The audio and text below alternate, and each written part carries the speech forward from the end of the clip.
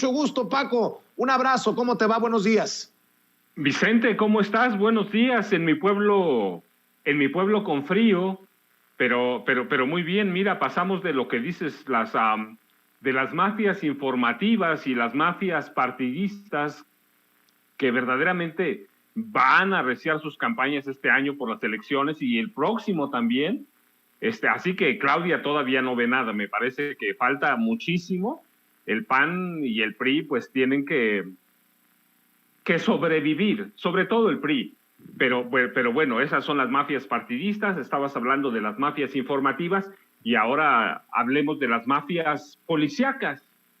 ¿Por qué? Mira, Iván Reyes ciertamente es una pieza en un juego de ajedrez que es fundamental. Ahora vemos otras dos, pero ¿por qué Iván Reyes es fundamental para acercar a García Luna? Bueno, porque él era prácticamente el director en los hechos o el funcionario policíaco de más alto rango de la unidad sensible de la Policía Federal. Y eso significa que él tenía acercamiento a todos los grupos criminales que había en el país. Él sabe por qué de 20 organismos o 20 cárteles peligrosos en 2011 en 2007 se brincó a 200 en 2011, antes de que terminara Calderón. Él sabe cómo se dieron las órdenes para autorizar el crecimiento del cártel de Jalisco Nueva Generación, que nace justamente en el sexenio de Calderón. Sí, él tiene nombres, datos, sabe cuánto dinero aportaron los cárteles a Genaro García Luna. Sí, era una de las piezas responsables de negociar, de entablar conversaciones con todos los grupos criminales. ¿Por qué la negociación con él? Bueno, porque así es Estados Unidos, lo que quiere que es información. Pero mira, no solo está Iván Reyes, que es una pieza que puede ser fundamental. Tú recuerdas a Jesús Zambada García, el rey. Él fue el primero que dio parte de la información de cuántos millones recibía del cártel de Sinaloa Genaro García Luna. Por lo menos dio dos informaciones fundamentales: portafolios con al menos 8 millones de dólares. Pero él es otra pieza. ¿Por qué? Porque conocen el engranaje sobre las negociaciones de García Luna con todos los cárteles, o con el cártel de Sinaloa en este caso. Pero otra pieza fundamental es Edgar Beitia Cambero. ¿Te acuerdas? El exfiscal de Nayarit. Él fue el responsable de negociar primero con el cártel de Sinaloa, negociar para García Luna, con el cártel de Sinaloa, luego con los Beltrán Leiva, luego con los Zetas, y finalmente él abrió las negociaciones con el cártel de Jalisco Nueva Generación. Es decir, Estados Unidos ha jugado en estos poco más de 2 años que se ha alargado el inicio del juicio contra García Luna, ha jugado como un ajedrez, ha ido moviendo fichas, sea porque García Luna o sus abogados lo difieran, sea porque la misma fiscalía lo ha hecho, la Fiscalía de Estados Unidos lo ha hecho a propósito para alargar el juicio, para ir moviendo sus fichas. Y luego tienes a las que tenemos presas en México, a Cárdenas Palomino, a Facundo Rosas, que lo acaban de apresar por un accidente, pero que es fundamental. Entonces, la información que aporte México también puede ser fundamental. Lo han ido cercando, lo han ido arrinconando, hasta que García Luna finalmente entienda a qué juegan en Estados Unidos. Mira, por ejemplo, Edgar Beitia, él sabe, él tiene información sobre cuántos kilogramos, que eran cada mes más de 500 kilogramos de heroína, los que se negociaban a través de él hacia Estados Unidos, con la autorización de García Luna y su círculo cercano. Él sabe cuántos miles de kilogramos se autorizaba a enviar a Estados Unidos, los kilogramos de cocaína, de metanfetaminas. Él sabe cómo estaba el tráfico de fentanilo.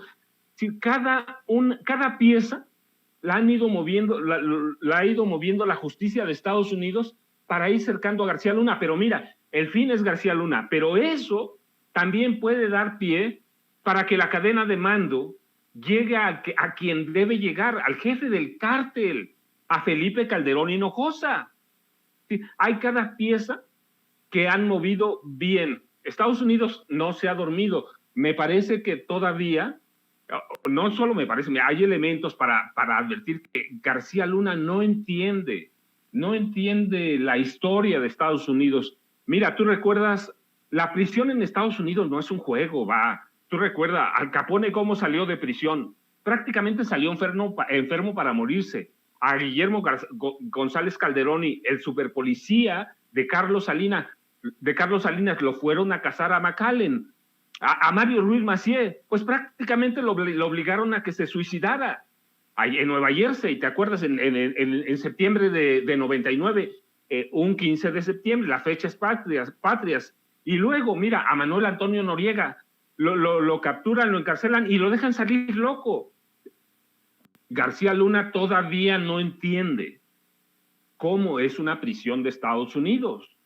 Todavía no entiende la posición del Chapo Guzmán.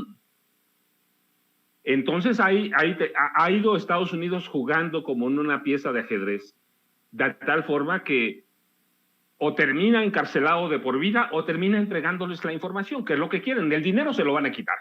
A cada uno de estos personajes que te mencioné, empezando por Al Capone, primero le quitaron el dinero y después la información, y eso quieren de García Luna y lo han ido cercando a través de su primer equipo de colaboradores. Faltan muchos, sí, falta su esposa, pero es la única que la puede librar porque como esposa no la pueden obligar a declarar contra su esposo.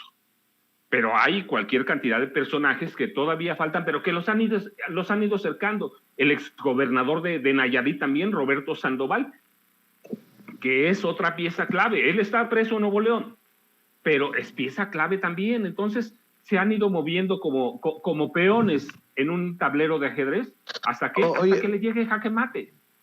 Oye, mi querido Paco, a ver, tenemos a Reyes Arzate que negocia con los fiscales una reducción de sentencia a cambio de cooperar en el caso de Genaro García Luna, así lo entiendo. Luego están los que decías en el bote en México, Cárdenas Palomino, pero también recuerdo que en el juicio contra el Chapo Guzmán, el Grande, ¿fue el Grande? No, ¿o quién fue? El que dijo que le había entregado a García Luna millones de dólares. No, Jesús fue el Zambrana rey García, Zambada, el ¿no? rey, dijo en específico que le entregó 2 maletines, uno con 3 millones y otro con 5 millones de dólares. Pero el Grande también es parte de... Estados Unidos ha ido moviendo piezas pequeñitas, pero que tú sabes, los peones pueden tirar al rey. Y el rey en este caso, bueno, el virrey era García Luna, el rey es Calderón. En él se rompe la cadena de mando, ya no hay más arriba, pero ha ido jugando cada pieza la ha ido jugando para acercar a Genaro García Luna. A ver, Paco, a ver si entendí, y nada más quiero hacer la aclaración. Jesús Zambada García, el rey, el hermano de el Mayo Zambada, el líder del cártel de Sinaloa, fue el que dijo en el juicio contra el Chapo Guzmán que había entregado 5 millones de dólares a Genaro García Luna. También tenemos recogidas las declaraciones del Grande, como le decía, por periodistas como Jesús Lemus, a quien le mando un saludo. Pero si cae Genaro García Luna en este juicio, ¿habrá una forma de que no caiga Felipe Calderón? Porque después de Genaro García Luna, bien dices, está el rey, que era Felipe Calderón. Bueno, no sé si la reina uno y la reina y el rey el otro, está para el debate. Pero si cae bien García Luna, todo nos llevaría a Felipe Calderón. ¿Así lo entiendes tú también? No, pero claro, mira, ya no hay más. Después de Genaro García Luna, el único que pudo haber dado órdenes fue Calderón. Y no pudo, las dio, que va a navegar con otra bandera. Ahora, de eso a que caiga, hay un trecho grande. ¿Por qué? Por cuestiones de inteligencia. La segunda, verdaderamente va a negociar García Luna, tiene mucho que perder. Recuerda, hace mucho te lo dije, lo primero que cuidan los capos es a su familia. Y Genaro García Luna tiene una esposa y tiene 2 hijos. Y los capos, los grandes mafiosos, siempre protegen a su familia. Y no hay mafioso que protege a Estados Unidos que se salve.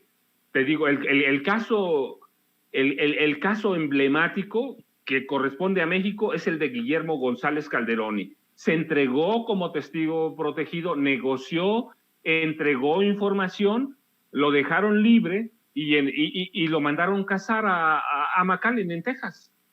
Entonces, él sabe, Genaro García Luna sabe hasta dónde puede llegar. La cuestión es a quién o a quiénes va a entregar, a quiénes va a traicionar. ¿Va a traicionar a Felipe Calderón? ¿Va a traicionar a su equipo? Es un mafioso caído en desgracia. Pero Iván Reyes, Jesús Zambada, Edgar Beitia, y Cárdenas Palomino, Facundo Rosas, ellos se van a salvar. Están en México. Pero Genaro García Luna no. Él no se salva. Si lo dejan libre, si negocia, lo van a cazar eventualmente. Entonces tiene que definir a quién o a quiénes va a traicionar. Y entre ellos está, el primero es Felipe Calderón Hinojosa, que le dio dinero, le entregó armas y le permitió negociar con todos los cárteles desde Los Pinos. Paco, tú sabes que te respeto, que te admiro, que tienes una larga trayectoria en el periodismo y bueno, decías al inicio, hablemos de mafia periodística, de mafia política, de mafia policíaca. Permíteme dejar la mafia policíaca y darme un paso atrás para hablar de mafia periodística, porque las declaraciones del presidente Andrés Manuel López Obrador son muy fuertes. Y aquí, tú y yo y otros colegas hemos hablado en Sin Censura de la crisis que atraviesan medios de comunicación, el llamado gremio periodístico, un sector que se prostituyó, pero el presidente ya los está señalando con nombre y apellido. Hoy el presidente volvió a darle durísimo a la credibilidad de Carmen Aristegui al llamarla periodista deshonesta. Ya en días pasados ha hablado de que ha engañado a las audiencias. Ya ha dicho que hace válido esto del AMPA del periodismo, de que lo que no mancha tizna. Y menciono este caso, el de Carmen Aristegui, porque ya sabemos lo de Loret. Aquí lo hemos exhibido una y otra vez con tu ayuda.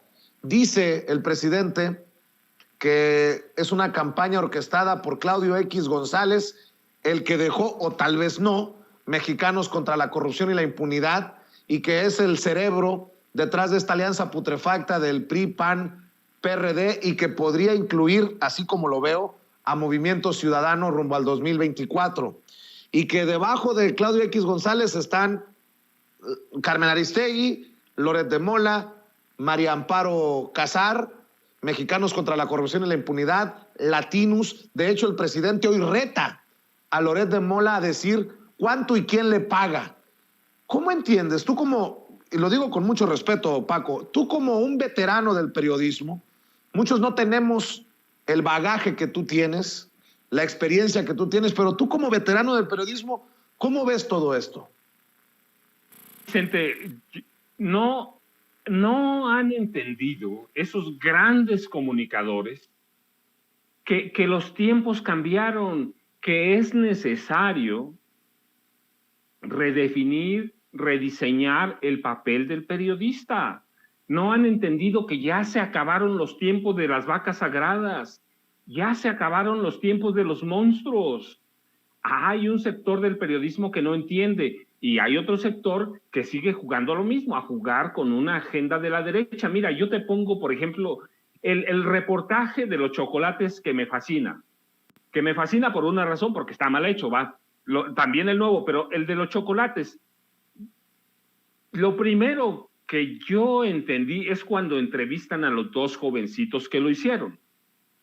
Y la pregunta que los hacen, y lo digo abierto, fue Julio Astillero, les hace una pregunta fundamental. Les pregunta, ¿tienen pruebas de que el hijo del presidente está involucrado en corrupción? ¿O solo están infiriendo? Y mira, lo primero que dijeron es, inferimos. Bueno, pues ya te dice que eso es una agenda de la derecha, no puedes inferir. No puedes inferir. En todo caso, debieron haberlo presentado no como un reportaje, sino como un artículo de opinión. Pero claro, estaba hecho para golpear. Entonces, hay una agenda política de mexicanos contra la corrupción, una agenda política muy abierta. Recuerda, ¿qué perdió Claudio X González con la llegada de Andrés Manuel López Obrador a la presidencia? Él quería tener parte en la privatización de la educación básica en este país. Él, con el dueño de Cinépolis, habían hecho planes y programas para apoderarse de por lo menos del 50% de las escuelas primarias y secundarias de este país, que sería un gran negocio. Olvídate de lo que perdieron con la llegada de López Obrador, con la entrega de dineros directos a sus organizaciones, a sus empresas, a través de los perdones fiscales, de la elusión fiscal. No, ellos querían, Claudio X González, directito, quería controlar con el dueño de Cinépolis la educación básica de este país. Entonces tiene una agenda política, y los periodistas, que tienen un grupo grande, que ha negociado históricamente con el gobierno del PRI o del PAN, pues se montaron en esa agenda política porque se quedaron sin nada. No han entendido, el periodismo debe cambiar en este país. Debemos tener una prensa por lo menos decente, presentable. Tenemos una prensa históricamente corrupta. No es descubrir aquí. Mira, yo recuerdo mucho el caso de Adolfo López Mateos corrompiendo a Jacobo Zabludovsky, y después de ahí Jacobo Zabludovsky despega como el gran periodista al servicio del Partido Revolucionario Institucional. Lo mismo que otros grandes comunicadores, siempre al servicio del gobierno, siempre haciéndose millonarios, y se convirtieron ¿en qué? En vacas sagradas, porque no había otra cosa. Hoy tenemos otras cosas. Hoy Paco, tenemos internet, tenemos YouTube, tenemos todo para hacer otro tipo de comunicación y otro tipo de periodismo al servicio de los lectores. Entonces sí hay una agenda política, y los periodistas todos, de Carmen Aristegui a quien tú quieras, Loret de Mola, debemos entender que el país ya cambió. Los periodistas parecen no haber cambiado, no haber entendido.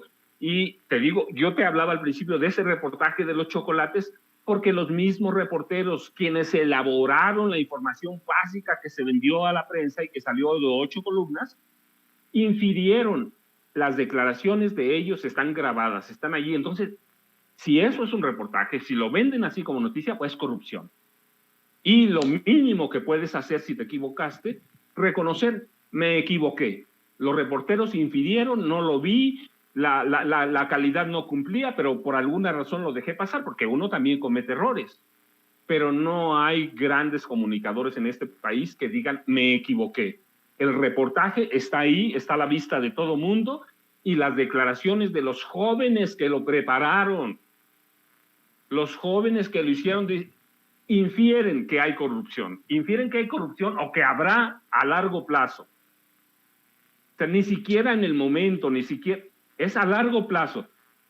Eso es corrupción. Y si uno se equivoca, lo debe reconocer. Las vacas sagradas ya se acabaron. Urge hacer una revisión de la comunicación de este país, la comunicación de masa, y luego del periodismo.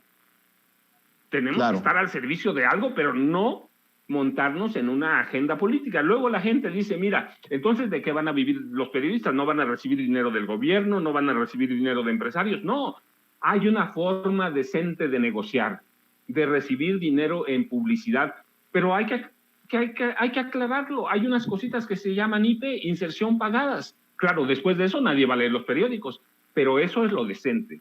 Lo otro, el periodismo en este país ha sido históricamente un cochinero. Recuerda qué decía López Portillo, no pago para que me peguen. sí les pagaba. Y reciente, bueno, pues están los análisis que se hicieron del sexenio de Peña. Se vendían notas informativas que en realidad era publicidad de gobierno. Entonces, urge hacer una revisión del periodismo y los periodistas debemos entender que ya se acabaron las vacas sagradas. No hay. No hay intocables. Tan es así que el presidente habla de Carmen Aristegui y creo que también le hace bien a esta nueva realidad de asumirnos con agenda política y dejarnos de tonterías de que somos objetivos. No. Aquí en Sin Censura, ¿qué es lo primero que decimos? No nos crean ni a nosotros a ojos cerrados. Y claro que tenemos una agenda, que no regresen esos que ya gobernaron, esos que ya se sirvieron con la cuchara grande. Si eso me hace, como dicen, chairo, me hace lo que ustedes quieran, pues que me apunten en la lista, pero nunca van a escuchar de mí que voten por el primo de Peña Nieto, cuando tenemos pruebas de la corrupción rampante en ese sexenio. No me van a pedir que voten. No me va a escuchar nunca pedir que voten por Margarita Zavala, con tanta información que nos ha dado, por ejemplo, Paco Cruz aquí en... ¿Es agenda política? Claro que es agenda política. Pero aquí la diferencia es que hablamos pues al chile, así, transparentemente, se lo digo. Muchas de las cosas que digo aquí son opiniones, y cuando no son opiniones, yo le digo de qué medio lo estoy leyendo y lo que estoy compartiendo con ustedes como noticia. Eso deberían de hacer todos, quitarnos las máscaras. Bueno, no voy muy lejos, mi querido Paco. Le estaremos pidiendo información a los amigos de la revista Contralínea, porque hoy están revelando la relación de Genaro García Luna con periodistas y dueños de medios de comunicación, como el caso del Financiero y su dueño Manuel Arroyo. Y creo que yo no me puedo dar palmaditas en la espalda, suena feo, pero somos de los medios que hemos insistido en que se den a conocer los detalles de los chayoteros o de los beneficiados apapachados con la publicidad oficial en otros gobiernos. Por ejemplo, hay que recordar lo que publicó Nancy Flores de la revista Contralínea, creo que fue el año pasado, si recuerdo bien, con la información que entregó Presidencia de la República de la relación comercial que había entre el gobierno de Peña Nieto con periodistas. Así que vámonos quitando las máscaras todos, porque si le quitamos la máscara a un Riva Palacio, si le quitamos la máscara a un Loret, si le quitamos la máscara a un López Dóriga, pues ¿por qué no quitarnos las máscaras con Carmen Aristegui? Pues ¿de qué privilegios gozaría? Pues no. Y si en algún momento encuentran una agenda política pagada a Sin Censura, ahí se nos acaba la credibilidad, pero no la van a encontrar, porque nosotros hacemos válido nuestro lema de no a la publicidad oficial, de no al chayote, de no al dinero de campañas políticas, ni de partidos, ni de candidatos. Mi querido Paco, cerremos con una reflexión, si me permites pedirla, maestro. Mira, Vicente, no solo una reflexión. El periodismo en este país ya cambió. Recuerda que en Europa hay periodismo militante. Pues hagámoslo militante. Abramos nuestros recursos a la opinión pública. ¿De qué vivimos? ¿De dónde vivimos? ¿Qué tenemos? Entonces, abrámoslo. Abramos todo. De esa forma vamos a tener una prensa nueva. Y si es militante, que sea militante. Si quieren recibir dinero del gobierno y chayotearlo, que lo chayoteen, pero que lo digan. La credibilidad de un periodista no la determina un personaje ni la quita un presidente. López Obrador puede hablar muchas cosas. Él no va a quitar credibilidad a nadie. La credibilidad, tú lo sabes, la pierde uno. Son tiempos de cambio y nosotros somos los primeros que debemos y que hemos de cambiar. No hay lugar ya para más monstruos. Ya tenemos un país de Frankenstein. Así que abrámonos todos y hagamos un periodismo por lo menos honesto, por lo menos digno del país que tenemos. Dicen que tenemos un país corrupto, yo no lo creo. Tenemos una clase política y una clase periodística corrupta, una clase informativa muy corrupta, pero abrámoslo y en esa forma vamos a hacer un país por lo menos decente. Y ya sabes, yo los invito, Vicente, ya sabes mi página, Francisco Cruz Jiménez en Facebook, @Paco Cruz Jiménez en Twitter, y te agradezco mucho, Vicente, a todos un abrazo y sigamos paliando un poquito el frío, que por allá debe hacer mucho más. Claro que sí, Paco. Oye, nada más para cerrar, quiero decirte que con información de Milenio y el Heraldo de México, ya habría sido sentenciado Iván Reyes Arzate, ex colaborador de García Luna, a 10 años de prisión.